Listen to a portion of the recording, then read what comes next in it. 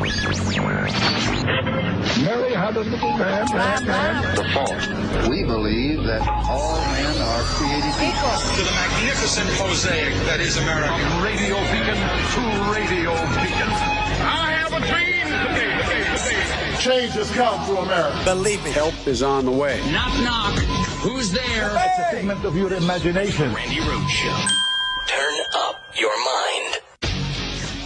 Former President Donald Trump suffering a major loss in court just moments ago to try to keep documents from his presidency secret from the House committee investigating the Capitol insurrection. The fight now likely heading to the U.S. Supreme Court. Let's get straight to CNN Justice correspondent Jessica Schneider. And Jessica, what did these judges, these appellate court judges, say about the former president's argument? Well, they basically said that the former president can't assert the privilege because the current president doesn't assert the privilege. And here, really, the current president's privilege takes precedence over a former president. And that was the same argument and the same opinion that we heard from the lower court at the district level. Today, these three judges agreeing and saying that the president, the former president, Trump here, cannot block these records from the National Archives from going to the House Select Committee investigating January 6th. And they rested much of their opinion on what has been repeated by the Biden administration as a reason for not asserting the privilege here, saying that it was the unique and extraordinary circumstances surrounding January 6th that demands that these records should be turned over. I'll read you one line from the 68-page opinion here, saying the President of the United States and Congress have each made the judgment that access to this subset of presidential communication records is necessary to address a matter of great constitutional moment for the Republic. So they went on to say that the former president gave no reason to really subvert that decision from the current president. Right. So this was amazing. This is a really amazing decision. This came from the D.C. Appellate Court, the Circuit Court there, the D.C. Court of Appeals. And they said no to President Donald Trump. You know, he doesn't like it. They said no to him. They said we only have one president at a time. You ain't it, which is what the lower court said too. But they wrote even more about it. They wrote that Congress, of course, has a legitimate interest in figuring out why and who caused Congress to be attacked. You know, if you're Congress and you get attacked, the courts will say you have a right to explore why you were attacked, who ordered your attack, who participated in your attack, who financed your attack, and what to do about not getting attacked again, how to legislate a better plan. So there's a genuine legislative interest being served here. And Donald Trump failed to make any case to the court, which he always does. He fails. He fails miserably at making any cases to any courts on anything because he has no evidence to back up anything that he's asserting to the courts. And the only reason why he goes to court, the only reason why, is because he uses it to delay. He uses it to slow-mo. He uses it to, distract. He uses it to buy time. And that is a really illegitimate use of the court. And the court was not having any of it. In fact, the opinion that was written by these three judges, first of all, it was unanimous. It was unanimous. Second, it upheld a lower court's opinion, which we all were able to know and read, back in October. And third, they just write. I mean, this is it's so gritty the way that they wrote it. It's it captures what happened on January 6th, which a lot of people are they want to downplay it. Oh, these were tourists. Oh, those were Antifa. Try everything, throw everything at it. Try to take the violence out of it. Try to pretend that the 800 people who have been charged with crimes didn't commit any crimes, that they were just, expressing their points of view with free speech. They weren't tasing, they weren't killing, they weren't breaking, they weren't tasing, they weren't. And the court said, bullcrap. They wrote, quote, lives were lost, blood was shed. Portions of the Capitol building were badly damaged, and the lives of members of the House and Senate, as well as aides, staffers, and others who were working in that building were endangered. There is a direct linkage between the former president and the events of the day. That is how they described the purpose of the select committee's work, why there was a select committee, because they were reacting to that set of facts, that actuality, that thing that happened on TV, while no one did a damn thing in the White House to stop it, to end it, to call them off, to, even though we now know phone calls were going back, but like even Ivanka called and said, Dad, you have to call them off, and he wouldn't do it. So the opinion continues, and it says, former President Trump has given this court no legal reason to cast aside President Biden's assessment of the executive branch interests at stake, or to create a separation of powers conflict that the political branches have avoided. So here's what happens now. There's a 14-day emergency petition, right? There's the Trump lawyer said they're either going to appeal it back to this appeals court, which means that instead of a 3-judge panel, they will have the entire court hear that he has no legal reason to protect these particular specific responsive documents that have to do with nothing that happened in his presidency other than the bloodshed on the Capitol, at the Capitol on January 6th. I mean, the subpoena for the documents, the subpoena to the National Archives, was very, very specific about what the Congress was looking for. And they weren't looking for, all kinds of things about the Trump presidency. They were just looking for emails and visitor logs and draft speeches and notes about January 6th. That's it. There's about 800 pages that the National Archives has.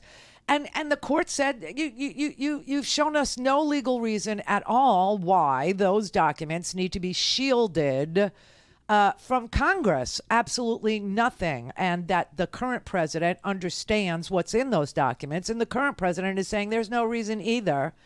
And they said, the Trump lawyer said, well, regardless, we're going to either appeal it to the full D.C. Court of Appeals, meaning all the justices will hear it, or we're going to go right to the Supreme Court and we're going to ask for, an expedient emergency hearing. So that's 14 days. So what's today? December 10th. 14 days from today, Christmas Eve. Ain't that a beauty? Someone's going to put a lump of coal in his stocking. Someone is. So this may be destined for the Supreme Court. So here's the question that we all have to ponder because no one knows the answer. Although I feel like I have a clue because I am Columbo after all. No, but nobody knows. Here's what the Supreme Court could do. It could either decide to take it and hear it and write something about it one way or the other. Based on what? I have no idea. There's nothing here. There's no legal case here. This the appeals court made it plain that there's no legal case here. There's absolutely nothing here to litigate. So the Supreme Court could also say, get out of here. We're done with you. We can't stand you. Yes, you appointed us. Ha ha, we used you. We used you like, the lube by Big's bed. Oh. Am I depressed? Yes, I'm depressed today. Why? Well, Loretta's in the hospital. Brian Williams is retiring, and I watched Sex and the City, the first 2 episodes of Just Like That. I'm not going to be a spoiler for you. Like if you know when I say, hello, lover, like what I'm talking about, or a woman's right to shoes, and you know what I'm talking about, or I'm sorry, I can't, don't hate me, and you know what I'm talking about, I won't spoil it for you. But I watched, is all I'm saying. So, yeah, I'm depressed. But listen, nobody knows what the Supreme Court will do. No one knows. But I'm guessing they'll say, get out of here. Get out of here. We're sick of you. We're done with you. You've wasted 60 different courts' time. We're done. Clear. All things Randi at RandiRhodes.com. Go for launch. Speaking truth to power, The Randi Rhodes Show. This is a decision that came actually pretty quickly. The appeals court here in D.C. heard these arguments last Tuesday. They issued this opinion today, but crucially, they did say that they will provide a 2-week window for the former president's legal team to fight this decision, to go up to the Supreme Court. They could potentially also ask for the appeals court here to hear this argument again, to have the full court, all the judges hear this argument. So these documents will not be handed directly over to the committee. The former president's legal team still has a 2-week window here to fight this. But Jake, this is yet another loss for the former president, a second court now ruling that he cannot block these records from being handed over to the House Select Committee investigating January 6th. Right, because look, the court wrote what I've been telling you, that we only have one president at a time, and he ain't it, right? Donald Trump is not it. And this is what the lower court tried to drill into his, hairsprayed head. And they're not getting it. They're just not getting it. So they had to spell it out again for him, saying we only have one president at a time. And a former president, these are their words, quote, a former president, must meet the same legal standards for obtaining preliminary injunctive relief, meaning stop the release of something or stop anything, right, as everyone else. Because once you're not president anymore, you are everyone else. And former President Trump has failed that task. Failed. And then they credit Biden's rationale. They say, Biden gave his reason for not blocking the release of these papers. And he said, there is nothing here that, involves, anything that can't be made public, put it that way. Nothing that would endanger the operation of the United States of America or our security at this point, or, anything, to do with anything but protecting the United States. And that is what Biden is supposed to do, protect and defend the United States from all enemies, foreign and domestic. And that's what Biden said. Look, there's a legitimate interest here. Congress was attacked, and Congress wants to know why they were attacked and prevent a future attack. And they have a legitimate interest, right? So that's the separation of powers argument. But anyway, when they talked about Biden, they said the scales tilt even more firmly against the contrary views of the former president. Courts should not second guess the expert judgment of the sitting president about the current needs of the executive branch and the best interests of the United States on matters of such gravity and so squarely within the president's discretion. They go on to say that Trump provided no basis at all to override Biden's judgment. They say Biden's judgment and the agreement and accommodations worked out between the political branches over these documents showed a unique legislative need for the records that Congress was seeking, as they were directly relevant to an attack on Congress and its constitutional role in the peaceful transfer of power. Now, he has no argument. You don't need to read any more, although I will say this was beautifully written and it addressed every issue that the Supreme Court might look at. Separation of powers, a legitimate interest of Congress, legitimate legislative interest of Congress, executive privilege, and that's the kicker, right? So they've said there is no executive privilege with regard to any documents, any communications, any emails, any phone records, any texts, etc., having to do with the fact that Congress was attacked, and now they want to investigate who attacked them, who paid for them to be attacked, who supported the attack against them, who knew about the attack against them, who was watching the attack against them and chose to do nothing. Was there a stand-down order of the National Guard? Who issued it and why? Why was the National Guard given traffic duty? Why were they sent there unarmed? All of these are legitimate questions according to two courts now, right? And I can't see the Supreme Court coming up with any other conclusion that Congress has an interest in probing the attack on Congress, and that the president cannot exert executive privilege when the current executive says there's no need to do so, and that the national security of the United States is best served by exploring those questions and getting answers to them. So you know what that means, right? That means that Steve Bannon and Mark Meadows, who have been defying the congressional subpoenas to appear, have been invoking this unlitigated, undecided executive privilege question. Well, that's out the freaking window now. And, 14 days for it to be done. 14 days for a period to be put at the end of the sentence that says, release the documents so ordered, period, and a unanimous decision from the United States Supreme Court. That's all that's, left. Or a decision by the United States Supreme Court going, there is nothing here. We have no interest in even taking this up, which is even better.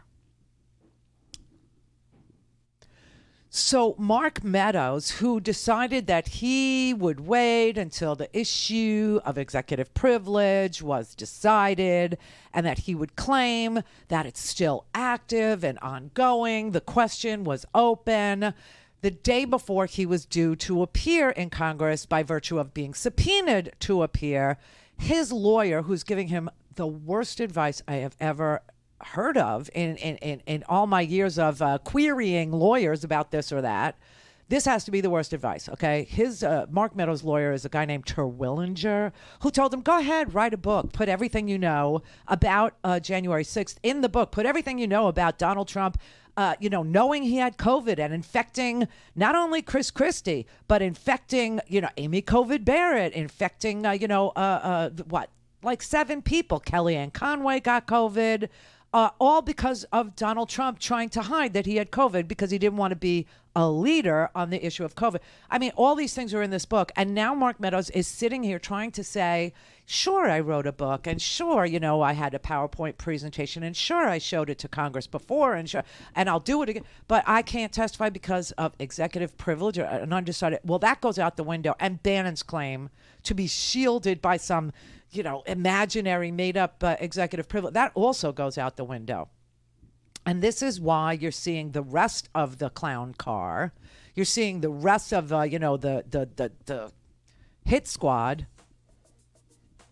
now saying out loud, well, we'll just then take the 5th. So you have Jeffrey Clark, who was like high up in the echelons of the Department of Justice. He was the leader of the Civil Rights Division of the Department of Justice, the top civil rights guy at DOJ. He's now said, well, I'll just invoke the 5th. I'll show up, but I'll just invoke the 5th. And Roger Stone, I'll just invoke the 5th. I'll show up, but I'll just invoke the 5th. You have all these clowns saying, that's what I'll do. That's what I'll do. I mean, this is twisted. This is so bad. And it's all because they're guilty. They're acting guilty. What are you supposed to infer from their actions? What are you supposed to infer from the willingness to say, I might incriminate myself as the top DOJ attorney for civil rights? Call in, connect. To speak to Randi, call 561-270-3844. 561-270-3844. Happy holidays, everybody. Happy holidays. I'm starting to get in the spirit. I am. I'm starting to gift. Are you gifting yet? I gift. I'm starting to gift. And it feels really good. I love to gift. I really do. Do you? Do you like to do it? Because if you do, today's your day. We're in the middle of a free speech TV pledge drive. And all you have to do is call us at 877-378-8669. And you can gift somebody a lovely, gift of free speech TV. You can gift somebody the lovely gift of democracy, the lovely gift of facts, the lovely gift of truth, right? That's what we offer here. And you can gift that in someone's name. Or you can visit us at freespeech.org online. And, of course, there's the texting now. The texting is very cool. You just dial 44321 and then text FSTV, Free Speech TV, to 44321. And they will give you a little link, a secure link, and you'll be able to donate that way. Of course, if you go to freespeech.org or you use the text method, you will be able to track the progress that you've contributed to today. toward our goal for the Holiday Pledge Drive here at Free Speech TV. And if you can't do it, that's fine too. We thank you for watching on DirecTV channel 348. Dish Network, we're on channel 9415. We're on Sling, we're on Roku, we're on Apple, we're all over the place. So thank you for watching Free Speech TV and supporting us if you can. So let's listen to Adam Schiff, who's one of the best lawyers I've ever encountered. I mean, Jamie Raskin is a constitutional attorney, as you know. Adam Schiff is a trial attorney. We have some really good legal minds that are serving in the House and Senate, right? Like Sheldon Whitehouse is freaking brilliant. You know, I'm crushing on him. I really do have it in for Sheldon. I mean, God forbid in my elder years, my senior years, I'm like 85. I find myself alone. He finds himself alone. You know, just saying, Sheldon. Always wanted to live in Rhode Island. Always. But anyway, here's Adam Schiff saying, you know, listen, he lost the appeal. And now Mark Meadows, who has provided us with freaking documents, doesn't, you know, he has no protection anymore under the shield of a false and fake executive privilege claim. You mentioned Mark Meadows. He was cooperating, then not cooperating after he got Donald Trump mad because he told the world that Donald Trump tested positive for COVID 6 days before he told everyone, and went around 500 people, including the family members of fallen service members, possibly exposing them to COVID, and that didn't look great. So then now Trump is mad at him. He then sued, and in the lawsuit, basically makes this claim that this is not properly a legislative exercise. Says Congress has no freestanding power to issue subpoenas. Instead, investigative powers are ancillary to its legislative authority. Because of this tie between the investigative and legislative powers, Congress may only issue subpoenas that serve a valid legislative purpose. Right. Today's circuit court ruling seems to put a stake through that argument. Yes. It really does. And it's an absurd argument to begin with, and made more absurd by the fact that it's made by a former member of Congress, basically saying Congress has no legislative, no proper purpose in investigating an attack on Congress or in trying to determine what steps should be taken to protect the Congress going forward or to protect our democracy. I can't imagine, frankly, a worse argument when it comes to Congress's power of oversight and power to legislate. But there you are. Meadows has to tie himself in knots because he came in, he provided lots of documents, some of them very revealing, and now he's trying to claim that he can't testify because his testimony would be privileged, even as to documents which he admits are not privileged, even as to comments he makes in his book, which he has to admit are not privileged. So, look, they're going to throw everything against the wall. So far, the courts are rejecting that approach. Right, and it's all for delay. That's all this is about. They want to drag this out until we change Congresses, if we do. And it doesn't look like I know a lot of the punditry and a lot of the, organizations, the media, the corporate, etc. They're telling you, oh, it's very likely we'll change hands. Congress will change hands. We'll have a Republican. I'm not so sure. I think, the economy is percolating. I think it's doing really well. I think if we got Build Back Better and people got cash in their pockets, inflation is starting to look like it is transitory. It's temporary. Price of gas is falling. When we got the report, we got a report today about inflation, and it's, it's pretty high. But I explained to you that this is corporate gouging you, trying to make up for lost time in the pandemic months, especially oil and gas, because people were using a lot less energy because they were traveling a lot less, right? So they're gouging, right? People are gouging. And I guess, corporate thinks, oh, well, they're the people out there, they have more money now. They got a stimulus check. They got more money. So let's charge them more so that they can't ever win.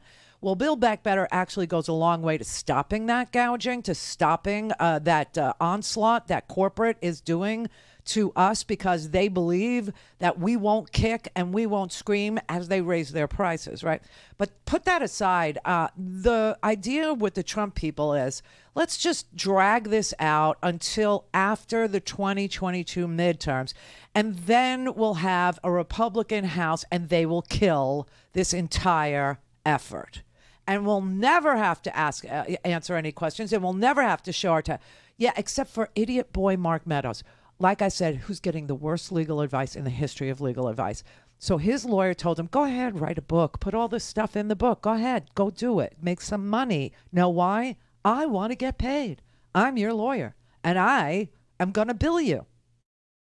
And you didn't make a whole lot of money as, a freaking House member. And you certainly didn't make any, a lot of money as the chief of staff in the White House. You may have liked signing your name that way, but it didn't exactly, make you a billionaire or a millionaire. And Donald Trump's never going to pay your legal bills. I'm not stupid. So go write a book and get some cash in your bank account so I can get paid. I really believe that that's the motivation of the lawyer who's advising Mark Meadows, because he also told Mark Meadows to go ahead and turn over documents that were responsive to the congressional subpoena, while arguing that Congress doesn't have the authority to subpoena anybody ever. Very sick, very twisted logic there. And claim executive privilege, which has now had a stake driven through its heart, that argument. So what did he turn over? So Mark Meadows literally turned over his telephone. I mean, I hope people listening understand that when a subpoena by anybody is issued for your phone records, right? Let's say your phone records, all that's getting delivered to the person who won that subpoena battle, if you waged one, all that person can get from the telephone company, whichever one you're with, is like metadata, right? Like not the content of the phone call, not the content of the text messages. The only way that Congress would have the actual content of the text messages or any voicemails, things like that, is if Mark Meadows actually turned over his phone, thinking that was responsive to the request. I know of nobody that would do that, but Mark Meadows did do that.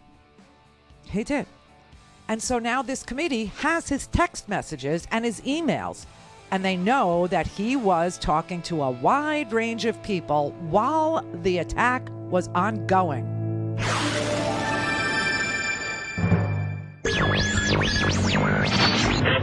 Mary had a little man. The fault. We believe that all men are created equal. To the magnificent mosaic that is America. From radio beacon to radio beacon. I have a dream today. Change has come to America. Believe me. Help is on the way. Knock, knock. Who's there? It's a figment of your imagination. Randi Rhodes Show. Turn up your mind. Anybody remember this? Mr. Trump is a cheat. As previously stated, I am giving to the committee today 3 years of Mr. Trump's personal financial statements from 2011, 2012, and 2013, which he gave to Deutsche Bank to inquire about a loan to buy the Buffalo Bills and to Forbes. These are Exhibits 1A, 1B, and 1C to my testimony. It was my experience that Mr. Trump inflated his total assets when it served his purposes, such as trying to be listed amongst the wealthiest people in Forbes, and deflated his assets to reduce his real estate taxes. I'm sharing with you 2 newspaper articles, side by side, that are examples of Mr. Trump inflating and deflating his assets, as I said, to suit his financial interests. These are Exhibit 2 to my testimony. Whoops. Seems like he pisses off all the wrong people, this Donald Trump guy does. But anyway, so you know that there are 2 cases, both in New York. 2 cases. One is civil, meaning money damages, not criminal, which would include jail time. The other one is criminal, which includes jail time. Letitia James is doing the civil portion of the case, and Cyrus Vance, who is leaving and will hand over to another guy who just won election in New York, is doing the criminal portion of the case. What's interesting here is that the civil portion of the case, headed up by the Attorney General of New York, Letitia James, is very far along. It's very far along. And I just, the select committee on January 6th, they're far along too. They have interviewed, as far as I can see, at least 300 witnesses, at least. And they have gotten tons of documents and phone records and actual phones, actual text messages and actual emails. Okay, and so Letitia James seems like she's far down the road in her civil for money damages investigation. And listen, I mean, it could be multiple tens of millions of dollars that Donald Trump owes in back taxes in this civil case because she's looking into a property that he owns right outside of New York City. It's in Westchester County, which is a very Tony portion of the northern part of New York City. And he actually took a $21 million tax deduction on this property. And she's wondering if that was legit, and looking at other interesting frauds he may have perpetrated in service of lowering his tax bill, meaning he did exactly what Michael Cohen suggests he did on paper, inflated the value of his properties for the purpose of insurance and deflated the value of his properties for the purpose of taxation. And so she's obviously near the end because now she wants him to come and testify. Now, what's interesting about a civil scenario are two things. One, there is no Fifth Amendment privilege in a civil case. Why? Because it's not incriminating. They're not looking at you for a criminal taking away your liberty situation. So you have no risk. So you can't assert a privilege invoking, well, if I testify, I might incriminate myself.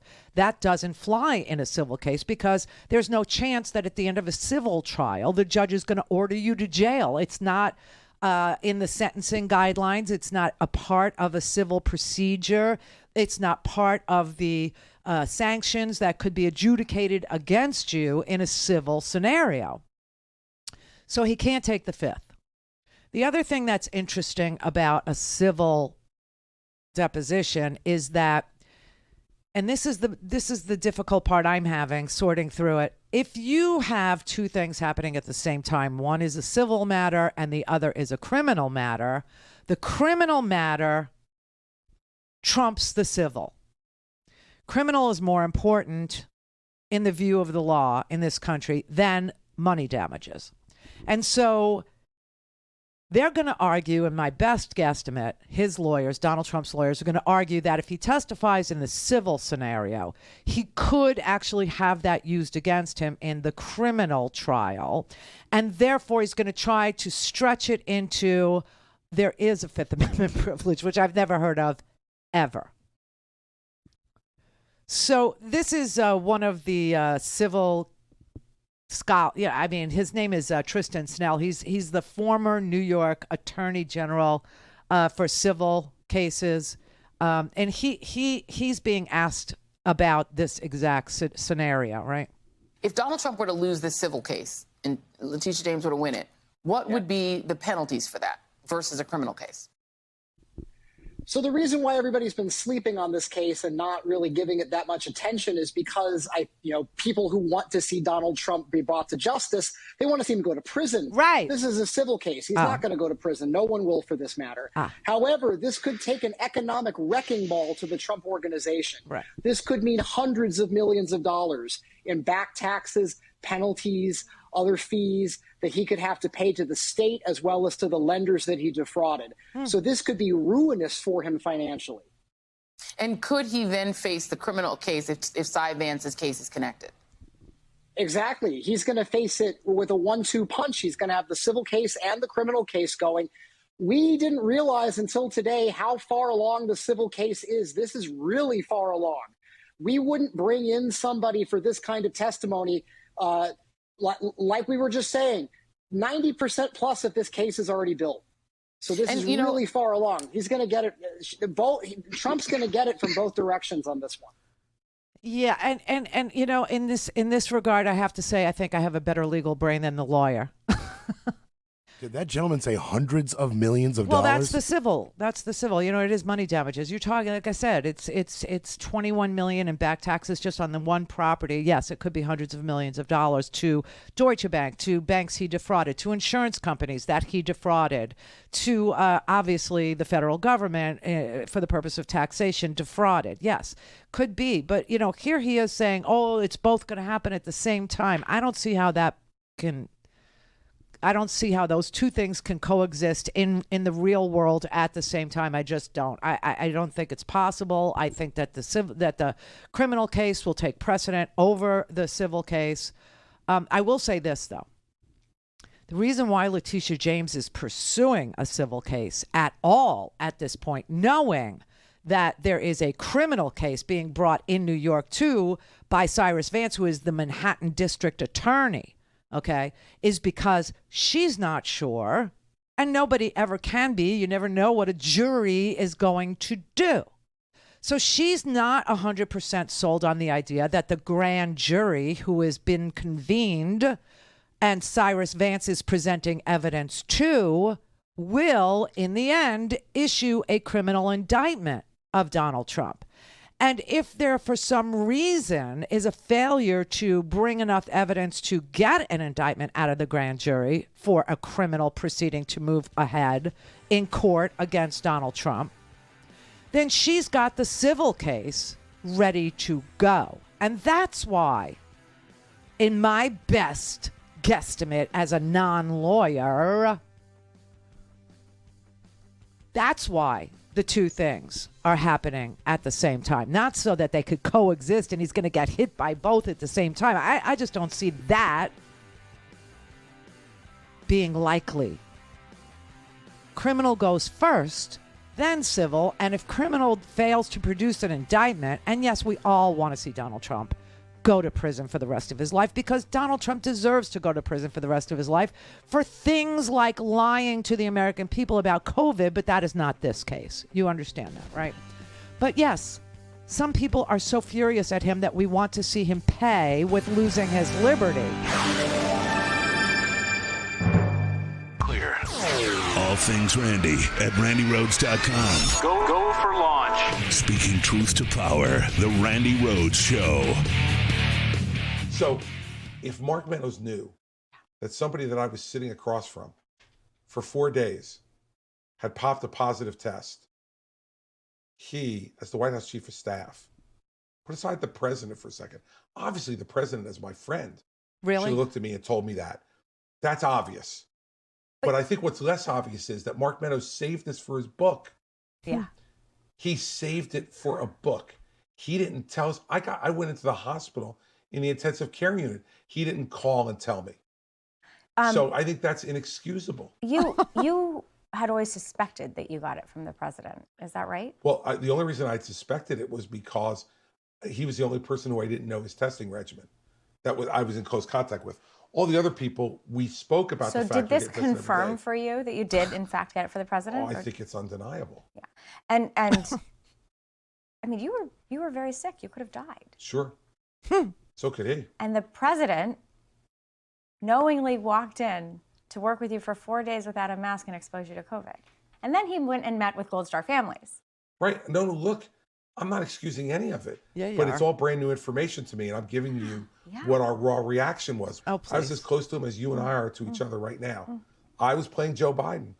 I was sitting right across from him, and we had some very spirited disagreements, which you write about in the book during the debate prep. So saliva was flying back and forth between particles. The two of us. COVID right? particles were going everywhere.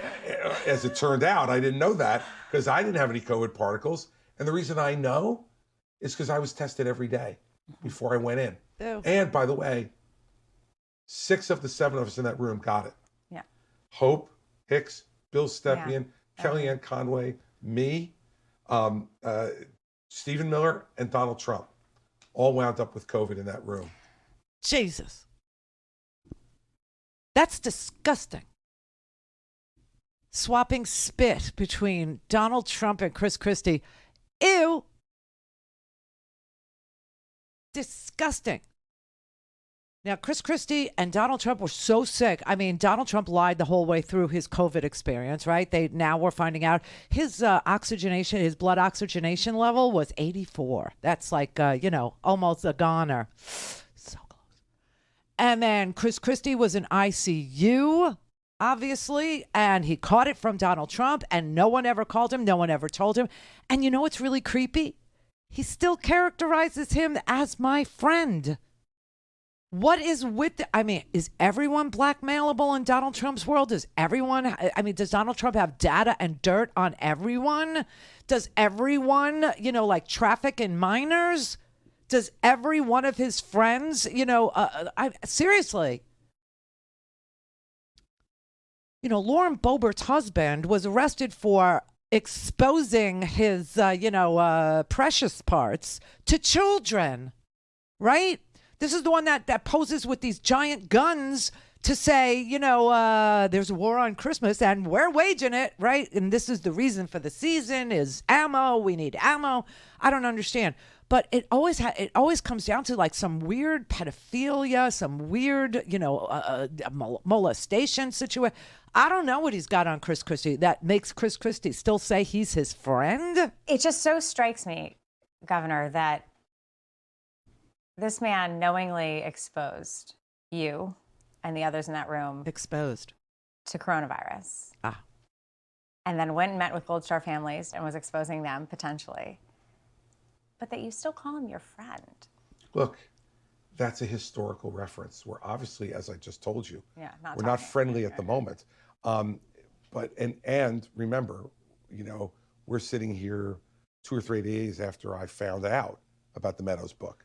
So it takes a little while to process all this. But I'm not trying to evade it. Like, look, he had an obligation to tell me, and so did Meadows. And by the way, so did the White House physician. Okay? I mean, this blame game that, we blame everyone except Donald Trump. Oh, he had an obligation, but so did Mark Meadows. And he starts the conversation with Mark Meadows needed to tell me. Then he brings in the White House doctor. That's called contact tracing. That is what's needed in a pandemic. Oh, well, we're not getting along right now. Yeah, because you're running for president and so is he. That's why you're not getting along right now. This is really sick and twisted, okay? This whole thing where, and I know everybody wants me to say, because Brett just told me during the break, that he thinks that, I need to say, he would love for me, let me put it the way he put it. I would just love for you, Rand, to say out loud that if Donald Trump is convicted either in the civil case for defrauding the government or defrauding banks or defrauding insurance companies by overvaluing, undervaluing, just committing fraud on paper, or a criminal case, especially a criminal case, that he's found guilty of crimes, will that prevent him from running for president again? And I said, Brett, I can't say that because that man seriously told his followers that he could shoot somebody on Fifth Avenue in broad daylight and not lose a single voter. So I can't say what a conviction in a judgment in a civil case or a conviction in a criminal case would produce among the maggots. I mean, honestly, they may want a capo as president of the United States. They might want Mussolini. They might really dig that whole idea of an authoritarian, undemocratic, illiberal country that is in the hands and control of a single individual who then is free to track you, monitor you, collect data on you, sick your neighbors on you until you have a social score that either elevates you because they don't think that they can get ahead without cheating in this way, or diminishes you for earning years or for getting a position that you're trying to get. Seriously, that yesterday I played that for you, the Beijing social score thing. This is what Donald Trump wants. Everywhere she goes, Ouyang Hao-yu is followed. What she buys, how she behaves is tracked and scored to show how responsible and trustworthy she is. Oh, good God. It's called the social credit system, and in one version now being tested, a person's reputation is scored on a scale of 350 to 950. And Hao-yu with a good score of 752, is okay with it. In fact, most people are. It's a mechanism like pushes you to become a better citizen. It's big data meets Big Brother, expanding how the government monitors, understands, and ultimately controls its 1.4 billion citizens. Thanks to advances in artificial intelligence and facial recognition, and a web of more than 200 million surveillance cameras. People bothered by privacy concerns? We think the lot of camera keep the safety is really good. Is really good. A lot of cameras keep the safety. This is exactly why they're screaming and yelling about, Democrat cities are out of control and we need to do something about it. They want to control the people in those cities. They want to know how they vote, where they vote, when they vote, how, they want to know where they go. They want a network for safety of data compiled against you, and then they'll give you a social score, and that will determine how far, how fast, if at all, you can advance in this here country.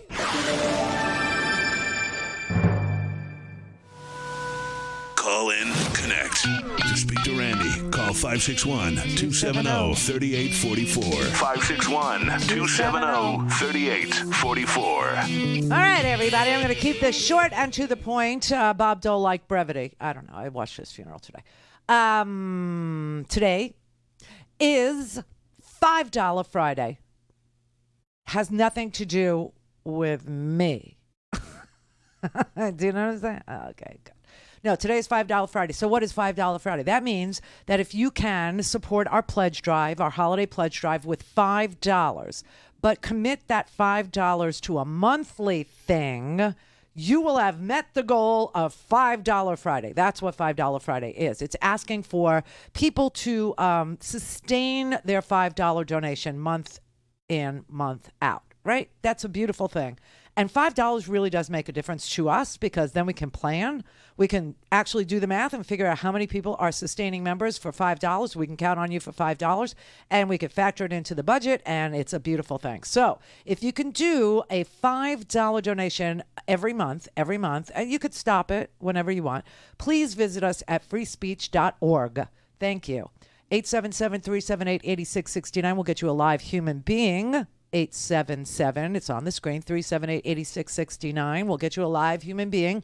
And if you really, really like the dark, protected portion of the internets and you like it on your phone, then just text us because it is that easy. FSTV is what you want to text to 44321.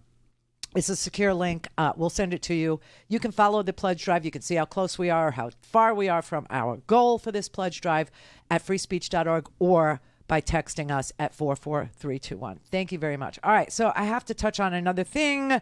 This is bizarre. The Supreme Court weighed in on the Texas abortion law, SB 8. SB 8 sounds like hate because it is. And this is such a this is a kick the can down the road kind of a deal, okay? Where they said, okay, you will allow you to challenge the law if you're a provider or if you're somebody who helped a woman and somebody turns you in by virtue of their vigilanteism, right? We'll allow you to, challenge their case against you, but we're going to also allow the law to remain in place. Why waste any time? Here's what this means. This is wrong. Carry on. Seriously. A bit of a mixed outcome here, Jim and Erica. So first of all, good news for the abortion providers in this case. They can, in fact, move forward with their lawsuit to attempt to block this law. On the flip side, though, the Supreme Court has not blocked the law in the meantime while their challenge goes forward. So today marks the 100th day that this law, SB 8, has been in effect, effectively shutting down abortion clinics in the state. And it turns out, according to the Supreme Court this morning, that effective shutdown will continue. However, the abortion providers will be able to challenge this law because, remember, that was the issue in this case. Because of the unique structure of this law, where Texas effectively gave that enforcement power to private citizens to bring lawsuits to enforce this law as opposed to state officials enforcing this law. That was really a runaround of how people could challenge that, and that was the issue here. That is ridiculous. So while they challenge the law that is probably unconstitutional, the law remains in place. Really? What happens to the people that bring the lawsuits? Are they allowed to proceed? I mean, this is so stupid and ham-handed. Now, I will tell you, a district court in Texas, separate and apart from the federal Supreme Court, a district court in Texas said that the abortion law's enforcement mechanism, the vigilantism, is indeed unconstitutional, and yet the Supreme Court refused to even wade into the question of constitutionality of the law itself, and instead kicked the can down the road and said, okay, you could challenge it, but it remains in place. So it's like, this is wrong, carry on, go for it, you know. I mean, the district court said that the vigilantism, the empowerment of private citizens to bring cases where they weren't harmed, to bring cases even if they don't live in the state of Texas, and that they could recover a bounty of $10,000 if they prevail in their court civil case, but the people who were sued have no chance of recovering their legal costs. That's how this law is structured. So the district court said, no, that is unconstitutional according to the Texas Constitution. Okay, well, first of all, who knew that Texas had a constitution? Didn't you think that the Constitution was just don't mess with Texas? Because that's what I thought it was. And then I thought it was, Section 2 of their Constitution just said guns with an exclamation point. I thought that's how it was. But this judge in the district court said that this law violates the Constitution of Texas, but no big deal. The law can stand. What? So with regard to the skeevy, sleazy enforcement mechanism, the judge wrote, Pandora's box has been opened a bit. But they don't do anything to close Pandora's box. They don't do anything to close the... I guess it's up to women to close the box. That's the only recourse we apparently have. So women in Texas, close the box. You know what I'm saying? You know what I'm saying? This is madness. This is conservatism at its very finest. Oh yeah, it's unconstitutional. Oh yeah, this is sleazy. Oh yeah, this is skeevy. Oh yeah, we're opening up Pandora's, but we're not going to do anything about any of it. Unreal. So I just needed to draw that to your attention as well. Annie in North Carolina.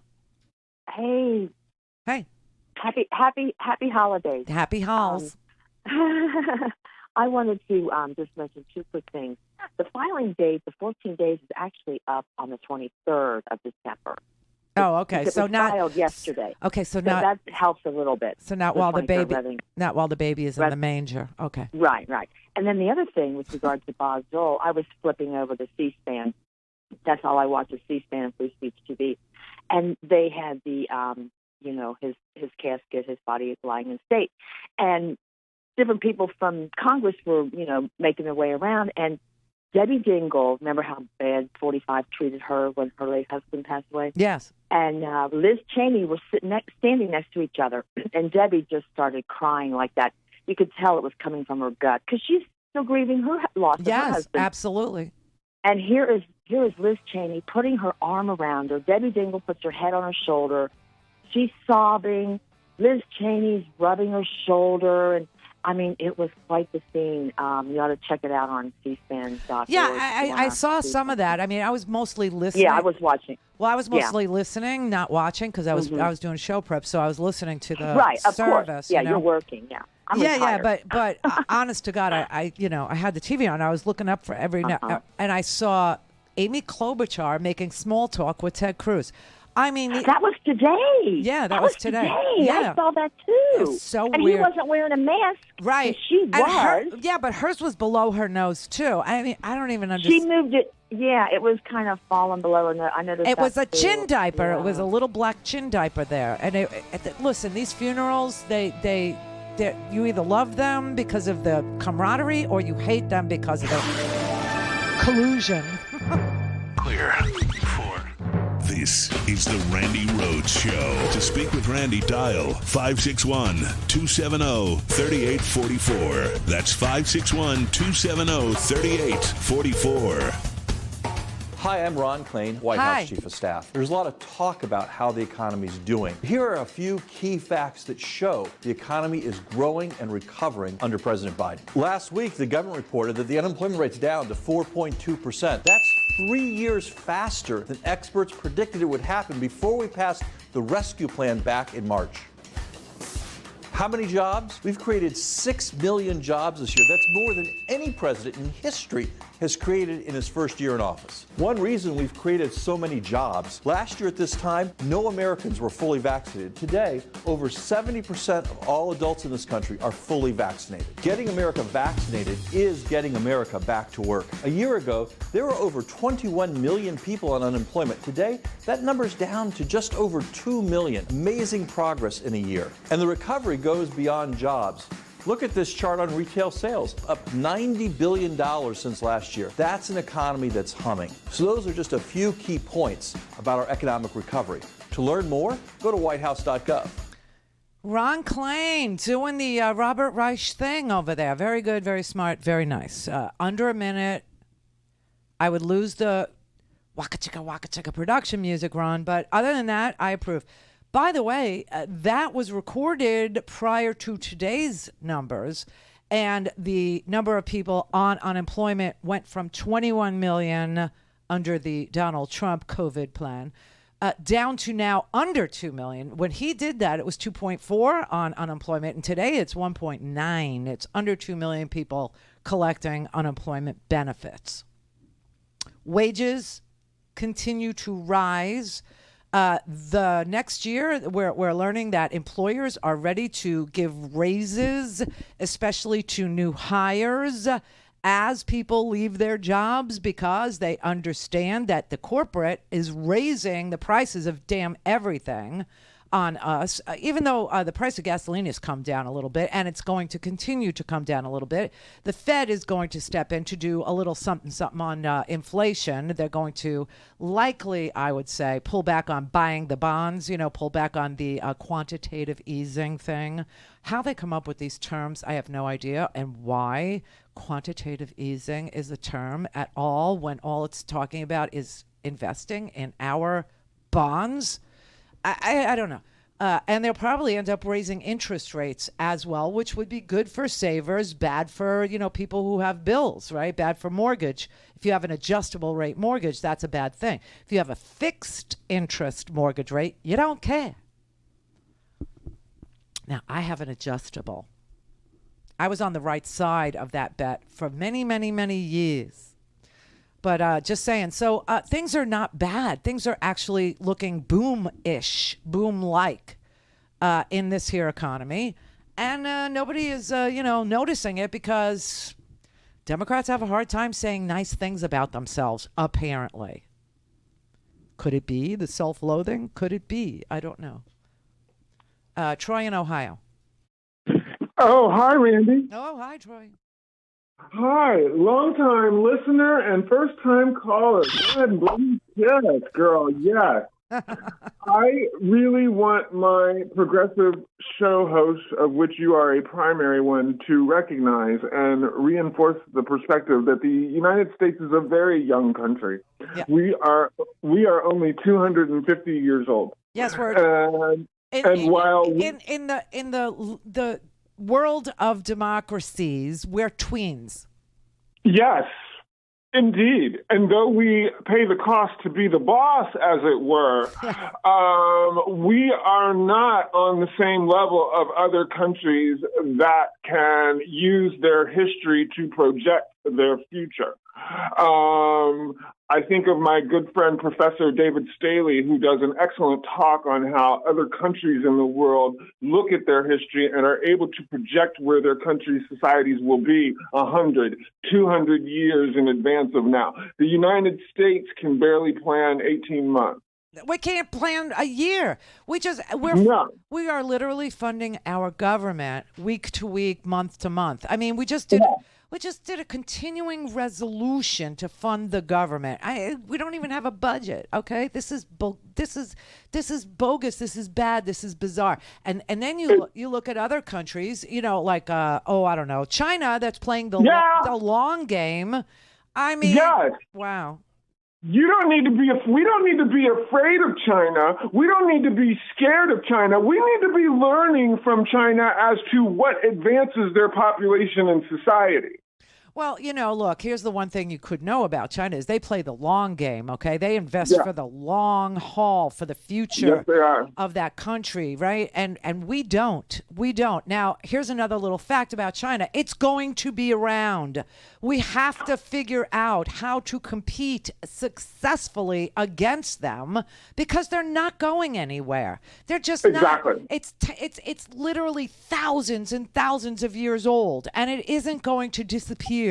It's not going to leave the planet. Their influence is not going to be diminished by anything except real competition. Yes, ma'am. That's what I wanted to call, and that's what I hope that you reinforce with your listeners, of which I am one, in terms of us keeping this kind of perspective, because we need to know that. That needs to be a part of our thinking when we talk about how we're going to engage in foreign policy, is that we don't have that history.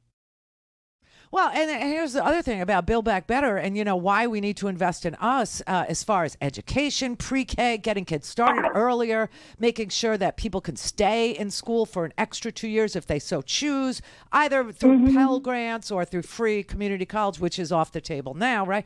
But it's a 10-year plan. At least it gives people some sense of certainty for the next decade, whereas the Republican way is to, all right, let's pay our bills for 3 months. All right, let's fund this for 2 months. All right, let's vote for, let's vote not to default the United States right now. You know, we'll revisit it in 3 months. I mean, honestly, how do you compete against a multi-thousand-year-old country that has a long game plan to defeat you? Economically, to defeat you on every plane over, and this is why, while Biden always says this, he says this all the time because this is something he loves to quote Jill Biden, because Jill Biden is a community college professor. She's a teacher.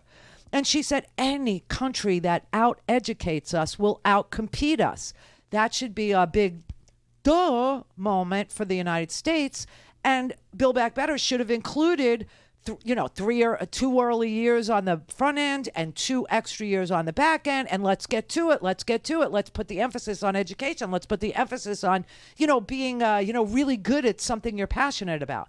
No, can't get the Republicans to do it. The Republicans are very busy telling you how to die. They're very busy telling you how to kill yourself. They're very busy telling you, gargle with Listerine and you won't get sick.